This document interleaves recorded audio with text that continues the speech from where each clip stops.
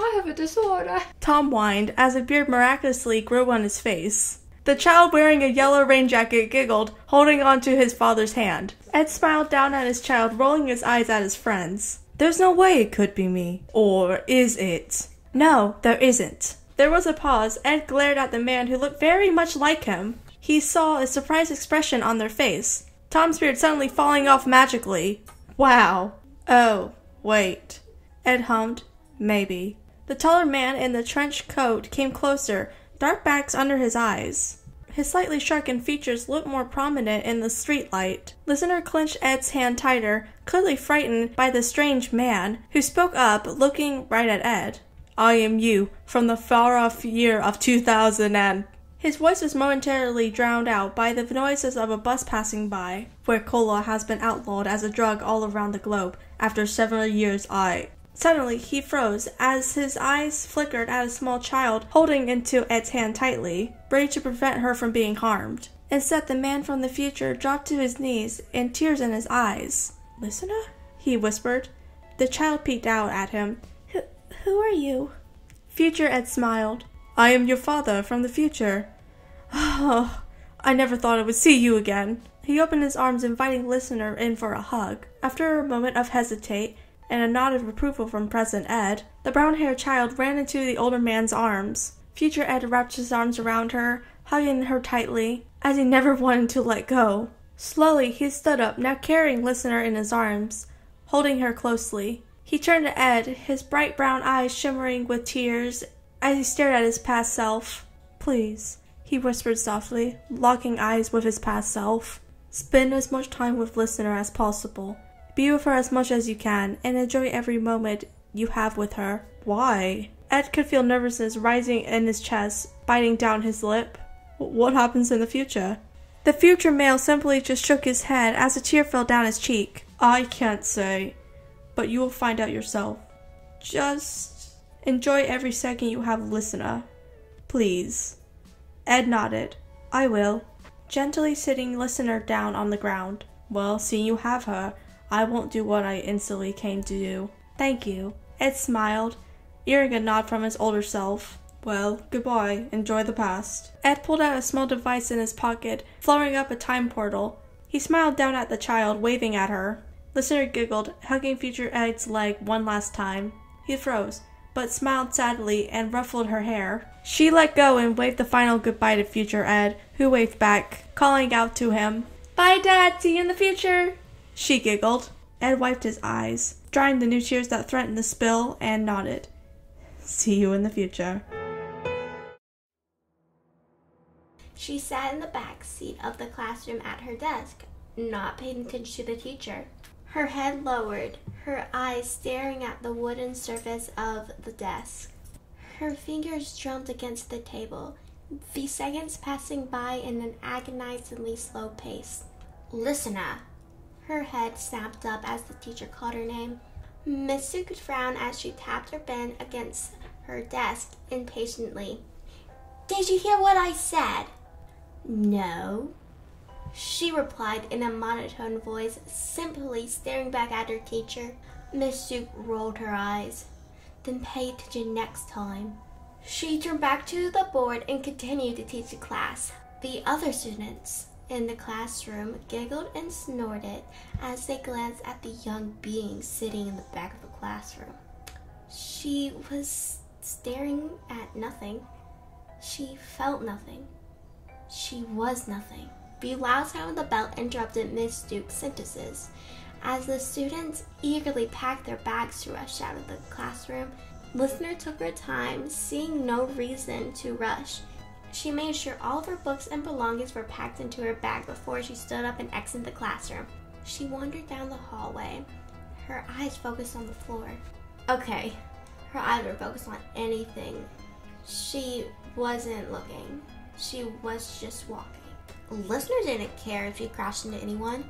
She didn't care at all. Not reacting when she bumped into that random person as she passed by. The student hissed at her. Quitter. Another few periods passed by, and another few periods started at the desk or the floor. Not paying attention to the teacher, the lesson or anything else. Why did she go to school anyways? She didn't care about it at all. Now finally, it was lunchtime. Then she could just go home and do whatever she was going to do when she got home. Listener made her way out in the courtyard and sighed, shielding her eyes from the bright sun. The sky was a brilliant blue, completely cleared of clouds. A soft breeze swept through the courtyard. The leaves on trees shaked in the light wind. It was a really gorgeous day. How Listener wished it was over. She sat down at the bench at the end of the courtyard and opened it up, clicking her pen and started to scribble on the pages. Hey! Listener lifted up her head and saw a tall male student with ginger hair run over to her. She had seen him somewhere around the school before. In the school, though she wasn't very sure if he was in any of her classes. Probably in the hallways?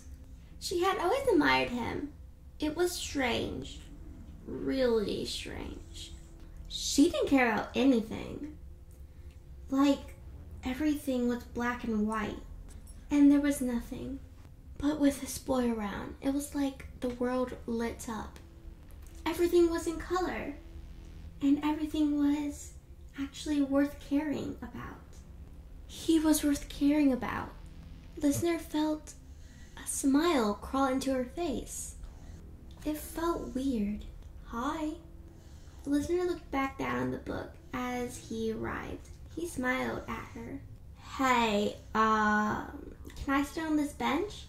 He asked. I don't know, can you? There was a single second before the boy laughed. Oh, right. Okay, may I sit on this bench? He tried. Listener nodded. Go ahead. Thanks. The brown-haired student kept her eyes trained on the notebook, continued to write. The other people took a seat on the bench right next to her. There was another brief pause before he spoke up. She shut her notebook and looked at him again. Why was he asking? It's not like he cared. Did he? Listener? Listener? That's a lovely name. Matt smiled, brightened at her. He scooched a little closer towards her. Listener felt weird again. What was this? Why is it happening? And why does it happen around him? What are you working on? Nothing. Listener looked up at him. Man, he's tall. His eyes sparkle like the light on the sea. Almost blinding. So beautiful. So beautiful. No. She knew what feeling was now. Is this love? Maybe. It had to be. But why? What was it about this boy? Matt, that she loved. Listener kept staring as she realized the answer. It was everything. Hey Matt, come on, let's go. Another student with straight brown hair stood at another end of the courtyard, calling out, waving to the student sitting beside Listener. Matt waved and stood up. Well, I have to go then, but I'm glad to sit with you tomorrow, he offered with another gorgeous smile. But he couldn't leave.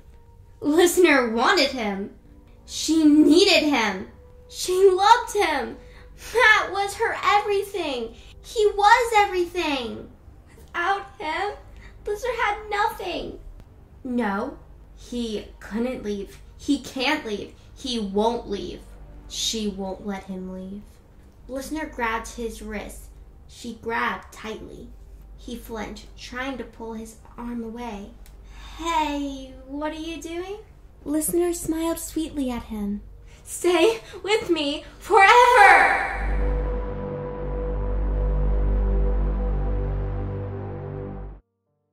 Tom stuffed his hands in his blue hoodie pockets as he walked down the street to his girlfriend's house. It was late evening. The sun had begun to set, bathing the quiet street in a soft golden light. A gentle breeze passed by, blowing back strands of Tom's light brown, silky hair. His footsteps echoed quietly as he continued to walk, his mind wandering here and there. His thoughts drifted between his girlfriend, listener. It had been a while since Tom had seen them. He couldn't wait to get there and see listener's warm smile and their gorgeous eyes, and his hands through their silky hair.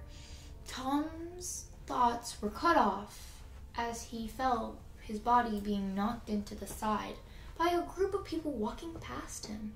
"Hey, watch it," the man that bumped into him growled. "You watch it," Tom muttered under his breath. The man stopped. "What you gotta say to me?" he asked, turning around. Nothing. Tom wasn't in the mood for a fight.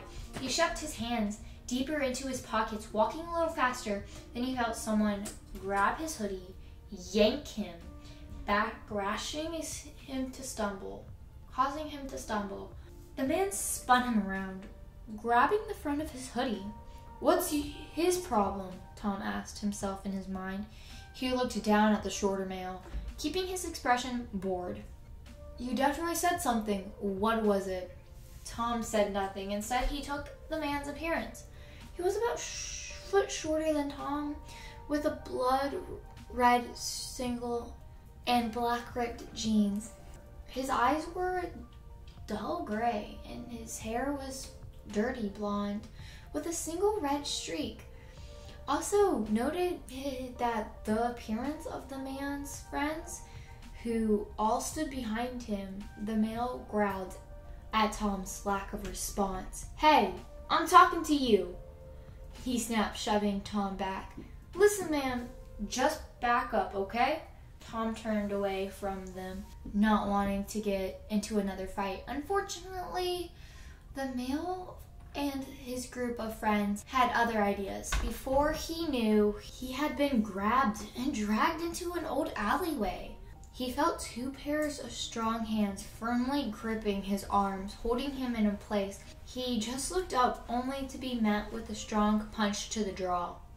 Throwing his head aside, white sparks flashed in his vision as pain crawled up the side of his face. It's definitely gonna leave a bruise, for sure. He felt another punch to the stomach before being thrown to the ground. "Come on, man, get up," the male growled. Tom pushed himself on his elbows before getting knocked down again. "Get up and fight!" Again, Tom tried to get up, only to be knocked down and shoved to the ground, hands grasping his hair, pulling him up, racing through his skull. Tom let out a small gasp of pain, which earned him another fist connecting with his jaw. The metal taste of blood filled his mouth rather quickly. A red substance spilled over his busted lower lip, running down his chin, dripping onto the floor. Tom's eyes widened at the sight of blood. Something snapped. A sharp pain suddenly raced through his body, causing him to yell.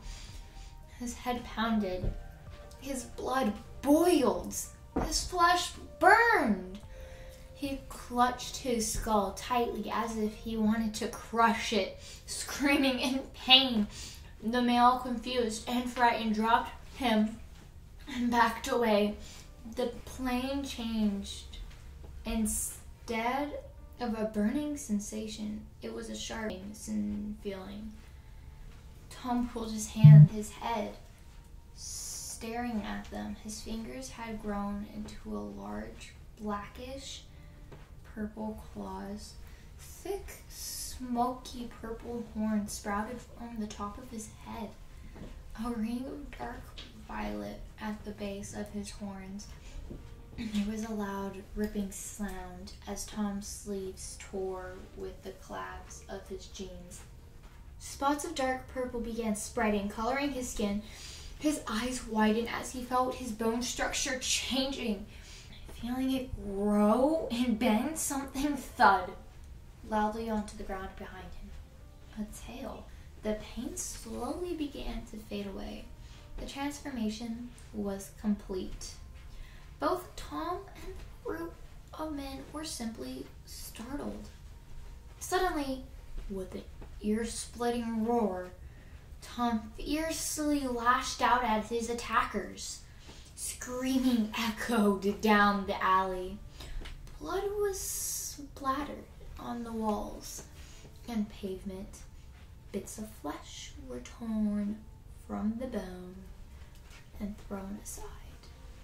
By time Tom was finished with them, he had mutilated their corpses far from recognition. His heavy panting, along with his heartbeat, slowed down. What did he just do? A sudden vibration from his pocket startled him. He carefully pulled out his phone and examined messages. It was from Listener. Where are you? Is everything all right? Tom lowered his phone as he took the scene before him, the scene he had made. What was he gonna tell Listener? The neighborhood was quiet, dark, and empty. The few streetlights that were active flickered every now and then, sometimes shutting off completely. A simple two-story house stood near the edge of the neighborhood, the lights off. No one was home. Perfect. Pulling up the hoodie of my jacket, I pulled the drain pipe clambering up against the wall, testing its strength. It seemed strong enough to hold my weight. Taking a deep breath, I grabbed the pipe, slowly pulling myself up it. My shoes scraped against the white stone walls as I climbed up to the single-hung window, the dark red curtain decorating it close, preventing me from seeing inside. Finally reaching the window, I wiggled my finger under the bar, pushing the window upwards, opening it. Wow, that was easier than I expected. Climbing over the windowsill, I pushed aside the crimson curtains, slipping into the room. It was a bedroom. A double bed with red sheets and white pillows were pushed against the wall of the corner of the room. A desk beside it, a small desk lamp seated on top. Hundreds of paper were scattered across the desk wooden surface, bits of written scribbles all over the page. I peered closer, but couldn't make out the messy handwriting, especially it was dark. I stepped back a little, knocking something over in the darkness. It fell to the floor and shattered. Oh no, I muttered quickly. What did I even knock over anyway? My attention was drawn to the closed-door footsteps thumping up the stairs, slowly coming to a stop outside the room. Who's in my room? A man with a Norwegian accent reached my ears. Oh, someone was home then. Hello? Oh no, I whispered, hoping he wouldn't hear me. I hear him growl slightly from behind the door. I'll give you 10 seconds to leave, then I'm coming there. I suggest you leave now. Well, time to leave then. Hey, I didn't want to get caught or anything. I turned to the black window, swinging one leg over the sill, ready to climb out when the hem of my hoodie got caught in something. A hook? Maybe? I tugged at it, hoping to get away before the house owner walked in. Too late. The door swung open, revealing a tall man with a red hoodie, his gray eyes glistening in the dim light. A handgun was held in his hands. The handle gripped tighter as he flicked the light on. Who are you? He asked, not raising his gun just yet. I'm the Tooth Fairy, I replied. And as you see, my hoodie has been snatched on a hook or something. So if you don't mind, I'm gonna free myself and then I'll be on my way. My hand reached for the hem of my jacket when he grabbed my wrist. Tell me who you are and what you are doing here, he said, not letting go. I sighed, rolling my eyes. My name is Listener. On the streets, people call me Calypso. I am a thief. Blah, blah, blah. Please let me go now. He chuckled. Well, Listener, he began, dragging out my name. Man, does he really have to say that? What makes you think I'm gonna let a little thief like you go so easily? I managed to pull my wrist out of his tight grip. Come on, I'm just a person trying to get through life. I have it pretty tough though, you know, it's a hard life. He rolled his eyes. I paused, taking his appearance in. You know how it feels, don't you? What? He asked, slowly putting his gun down on the table. How it feels to live a hard life. I'm guessing you had some troubles before, haven't you? Being out on the streets, being forced to steal, to lie, to hurt people. And it's all just to survive. He looked down, slipping his hands into his hoodie pockets. I unhooked my jacket hem, lightly patting his shoulder. You're not a bad guy. I can tell. And now I'll be on my way.